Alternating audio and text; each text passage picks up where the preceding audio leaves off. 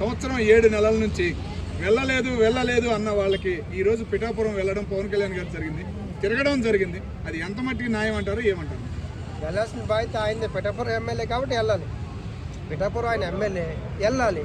కాకపోతే ఆయన రాష్ట్ర స్థాయి నాయకుడు అయిపోయి డిప్యూటీ సీఎం అయిపోయాడు కాబట్టి పొలిటికల్గా అనేక రకాల అంశాలు ఉంటాయి. ఎక్కడి వరకు ఎందుకు బాలకృష్ణ గారు ఉన్నారు, ఆయన నియోజకవర్గం ఆయన తిరుగుతున్నారా? లేదు. ఆయన 3 సార్లు ఎమ్మెల్యే. కానీ ఆయన మంత్రులు ఏం తీసుకోలేదు కదా, ఈయన మంత్రి పదవులు కూడా తీసుకున్నాడు కదా. అదే అది ఎట్లా న్యాయం అంటారు? ప్రజలకి వాళ్ళకి ఉన్న మధ్య కోఆర్డినేషన్ అంటే నేను ఇక్కడ కాదు, నేను రాష్ట్ర స్థాయిలో ఉంటున్నాను. సో మీరు ఇక్కడ నియోజకవర్గం చూసుకున్న వాళ్ళకి ఎవరికైతే ఉన్నాయో వాళ్ళకి బాధ్యతలు అప్పచెప్పడం జరిగింది. నిన్న పవన్ కళ్యాణ్ గారు మాట్లాడుతున్న మొత్తం చూస్తే ఇక్కడ పిఠాపురంలో ఏ చిన్న అంశం జరిగినా దాన్ని పెద్ద హైలైట్ చేసి చూపిస్తున్నారు. కొబ్బరి మట్ట పడితే కూడా దాన్ని ఇంకా చూపిస్తున్నారు. చిన్న పిల్లల విధానం.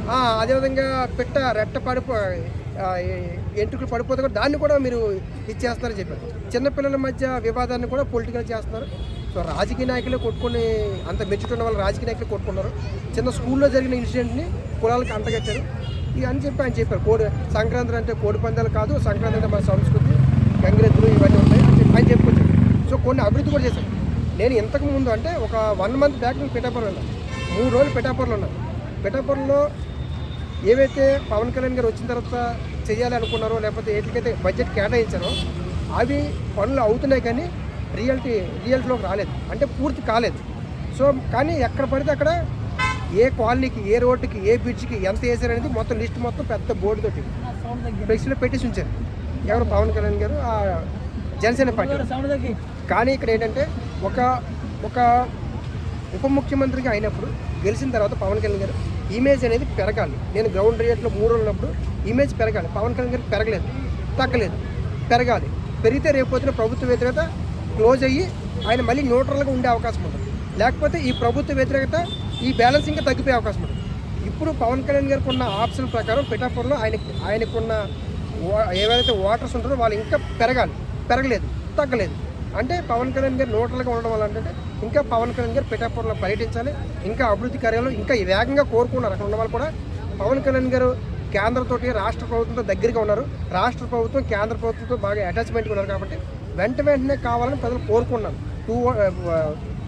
సంవత్సరం 6 నెలలు అయింది, 18 నెలలు అయింది. సో 18 నెలల్లో 2 సార్లు 3 సార్లు అయింది. సో ఖచ్చితంగా ఒక ఎమ్మెల్యే సంవత్సరం తర్వాత 2 సంవత్సరాలతో కలిస్తే ఖచ్చితంగా వాళ్ళకి డిసప్పాయింటెడ్ ఉంటుంది.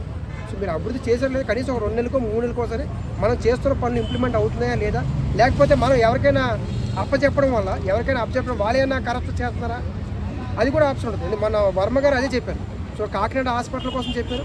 ఈ హాస్పిటల్లో ఏవైతే మనకి సీఎం రిలీఫ్ ఫండ్ ఇది అవుతుంది, సీఎం రిలీఫ్ ఫండ్లో అవినీతి జరుగుతుంది, ఆరోగ్యశ్రీ కార్డులు ఇచ్చినా సరే వాటిని ప్రైవేట్ హాస్పిటల్ దుర్వినియోగం చేస్తున్నారు అనే అంశాన్ని కూడా పిఠాపురం ఎమ్మెల్యే మన వర్మ గారు చెప్పారు, మాజీ ఎమ్మెల్యే.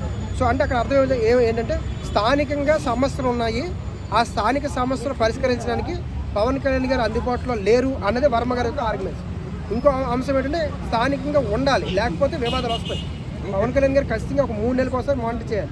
ఎంత అధికారులను పంపించినా, లేకపోతే మన ఐఏఎస్ ఆఫీసర్, ఆయన పేరు ఏం పేరు, కృష్ణతేజ్ గారు, ఆయన్ని పంపించినా. సో అక్కడ మన కేరళలో చేశారు, ఇక్కడ పబ్లిక్ అలాగే ఉండరు కదా. మనం గెలిపించిన ఎమ్మెల్యే మనకు కనిపించట్లేదు ఏంటంటే ఫీలింగ్ ఎక్కువ ఉంటుంది. ఇంకా ఓకే సార్, అట్లాగే గవర్నమెంట్లు అధికారులు చాలా నిర్లక్ష్యంగా ఉన్నారు. సంవత్సరం 8 నెలలైనా ఇంకా లైన్లో పెట్టలేదు పవన్ కళ్యాణ్ గారు అన్న ఫీలింగ్ ఈరోజు కనపడింది. దాని గురించి ఏమంటారు?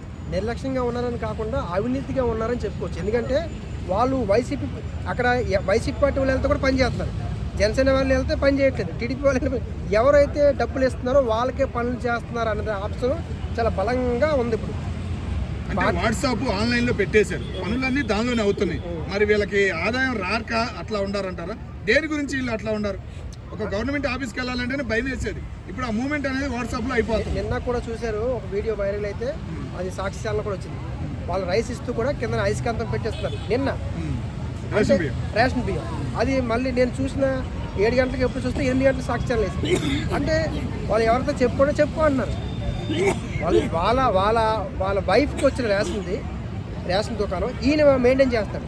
సో అంత వాళ్ళు అంటే ప్రిపేర్ అయినారు. అంటే ఇప్పుడు అధికారులు రాకపోవడం, అధికారులకు భయం కూడా లేదు. అంటే చంద్రబాబు నాయుడు అప్పుడు అంత పవర్ఫుల్ అడ్మినిస్ట్రేషన్ చేయట్లేదు. ఎందుకంటే గవర్నమెంట్ వీళ్ళ అధికారుల వల్ల కావచ్చు ఎంప్లాయీస్ వల్ల వ్యతిరేకత వస్తే ఆ వ్యతిరేకత పబ్లిక్కి చాలా స్పీడ్గా వెళ్తుంది. గవర్నమెంట్ అధికారులు ఎలా ఉంటారంటే ఒకవేళ కనుక గవర్నమెంట్ వీళ్ళకి పాజిటివ్గా లేదనుకో, ఒక హాస్పిటల్కి వెళ్ళారనుకో, లేదమ్మా నెక్స్ట్ ఈ గవర్నమెంట్ ఏమి ఇవ్వట్లేదు ఫండింగ్ అని చెప్పారనుకో, మనం చెప్పిన దానికంటే అధికారులు చెప్పింది ఎక్కువ నమ్ముతారు పబ్లిక్. సో అలాగే అధికారుల నుంచి వ్యతిరేకత వెళ్ళే అవకాశం ఉంటుందని చంద్రబాబు నాయుడు గారు అధికారులు పెద్దగా టచ్ చేయట్లేదు. దీనివల్ల ఏమైంది, దీన్ని బాగా అడ్వాంటేజ్ తీసుకోవాలి. అధికారుల నిర్లక్ష్యం చాలా ఎక్కువ. టోటల్గా ఈరోజు వెళ్ళిన పిఠాపురం ఆయన ఈ గవర్నమెంట్ అధికారుల మీద ఏమైనా చర్యలు తీసుకునే అవకాశం ఉందంటారా? తీసుకోవాలి. పిఠాపురంలో సందర్శించాలి, ఇంకా మిగతా ప్రాంతాలు కూడా సందర్శించాల్సిన అవసరం. ఇప్పుడు పవన్ కళ్యాణ్ గారు ఒకవైపు సినిమాలు చేస్తున్నా సరే ఆయన ప్రత్యేకంగా ఇది ఆ పార్టీ నిలబడడానికి ఆయన మీద ఉన్న ట్రస్ట్, పవన్ కళ్యాణ్ గారి మీద ఉన్న ట్రస్ట్ పెంచుకోవాల్సిన అవసరం ఉంటుంది. ఇలాగ రాకపోతే మాత్రం ట్రస్ట్ను కోల్పోతారు. వర్మ గారు లేపే అంతగా వచ్చింది అంటే నిర్లక్ష్యం ఉన్నట్టే కదా. ఆయన ఎవిడెన్స్తో సహా చెప్తారు. ఎవరైతే విక్టిమ్స్ ఉన్నారో బాధ్యతను కూడా నేను చూపిస్తాను అవసరం అయితే అంటారు. అంటే పవన్ కళ్యాణ్ గారు అడ్మినిస్ట్రేషన్ ఎవరికైతే అప్పచెప్పారో వాళ్ళు కరెక్ట్గా పనిచేయట్లేదు పిఠాపురంలో. ఓకే సార్, అట్లాగే కోడి పందాల గురించి మాట్లాడారు. వైఎస్ జగన్మోహన్ రెడ్డి గారు కొద్దిగా కంట్రోల్ చేశారు అన్న అప్పుడు కొద్దిగా లొల్లలు అయినాయి. మరి ఇప్పుడు అదే మూమెంట్ పవన్ కళ్యాణ్ గారు వదలనట్టు సెటైర్లు వేశారు. మరి దాని గురించి ఏమన్నా భయపడాలంటారా? ఏం చెబుతారు? అంటే ఆయన మాటలు ఏంటంటే సంక్రాంతి అంతే కోడి పందాలు పేకాట కాదు, కానీ మన హైదరాబాద్కి వెళ్ళి సంక్రాంతి అంటే కోడి పందాలు పేకాటే అన్నట్టుగా మాట్లాడుతున్నారు. కానీ అది కాదు. మన సంస్కృతి ఏవైతే మనకి మన సంస్కృతి ఏదైతే ఉంటుందో ఆ సంస్కృతిని కొనసాగించాలి. ఏ దేశమైనా లేకపోతే ఎవరైనా సరే మన మీద దాడి చేయాలంటే ఫస్ట్ మన సంస్కృతి మీద దాడి చేస్తారు.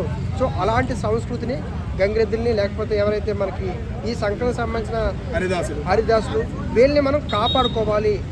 మనం ఏవైతే ప్రాచీనంగా మన సాంప్రదాయంగా వస్తున్నాయో మన సాంప్రదాయాన్ని బలోపేతం చేయాల్సిన అవసరం ఉంటుంది. లేదంటే మన సంస్కృతి మీద దాడి చేస్తారు. ఎప్పుడైతే మన సంస్కృతి మీద దాడి చేస్తారో అప్పుడు మనం కోల్పోయే అవకాశం ఉంటుంది. చాలా కోల్పోవాల్సిన అవసరం ఉంటుందని చెప్పి అలానే మీరు ఎవరైనా ఆడుకుంటే నేను అబ్జెక్షన్ చేయను అన్నారు. అంటే అర్థం ఏంటంటే వీళ్ళ నుంచి వ్యతిరేకత రాకుండా అలానే ఇదే సంక్రాంతి అంటే పేకట లేకపోతే కోడి పందాలు ఆ దృష్టిలోనే మీరు వెళ్ళకండి, వీటిని కూడా కాపాడమని చెప్పారు. ఓకే సార్, అట్లాగే ఇవన్నీ జరుగుతున్నాయి. ప్రతిపక్షం అన్న మాట రోజా గారు పిఠాపురం వెళ్ళట్లేదు అని మాట వినపడే వెళ్ళారని కూడా అంటున్నారు. మరి నిజమేనంటారా? రోజా గారు అడిగినంత వరకు వెళ్ళకపోవడం అంటే పవన్ కళ్యాణ్ గారు మైనస్ పాయింట్. ఒక ప్రతిపక్ష పార్టీ అడిగేంత వరకు కూడా ఆయన ఒక డిప్యూటీ సీఎం గారు ప్రతిపక్ష పార్టీ అడిగితే అంటే అడిగిన నెల రోజులకు వారం రోజులకు 10 రోజులకు వెళ్తే కూడా అదే ఆప్షన్లోకి వస్తుంది. సో ప్రతిపక్షం కాదు, అంతకుముందు చాలామంది అడుగుతున్నారు. చాలామంది యూట్యూబ్లో కూడా చాలామంది అడిగారు. మేము వెళ్ళినప్పుడు కూడా రావలేదండి ఎమ్మెల్యే గారు, కనీసం వస్తే అంటే ఒక ఎమ్మెల్యే స్థాయి వ్యక్తి స్వయంగా తిరగలిగితే ఆయన డిప్యూటీ సీఎం అయినా అధికారులు కొంత భయపడతారు. మేము ఇక్కడ అప్పచెప్పేలే, ఆయన ఎక్కడో అమరావతిలోనో లేదా హైదరాబాద్లో ఉంటారు, మనకి ఏం పర్లేదు అని నిర్లక్ష్యంగా అధికారులు లేకపోతే పవన్ కళ్యాణ్ గారు ఎవరికైతే బాధ్యతలు అప్పచెప్పారో వాళ్ళు నిర్లక్ష్యంగా ఉండే అవకాశం ఉంటుంది. సో అలాగా ఈయన అప్పుడప్పుడు 3 నెలల కోసం పవన్ కళ్యాణ్ గారు వెళ్ళగలిగితే అధికారులు కావచ్చు లేకపోతే ఎవరికైతే పార్టీ సంబంధించిన క్యాడర్ ఉంటుందో వాళ్ళు యాక్టివ్గా పర్ఫెక్ట్గా అవినీతి లేకుండా పనిచేసే అవకాశం ఉంటుంది. Okay sir, thank you.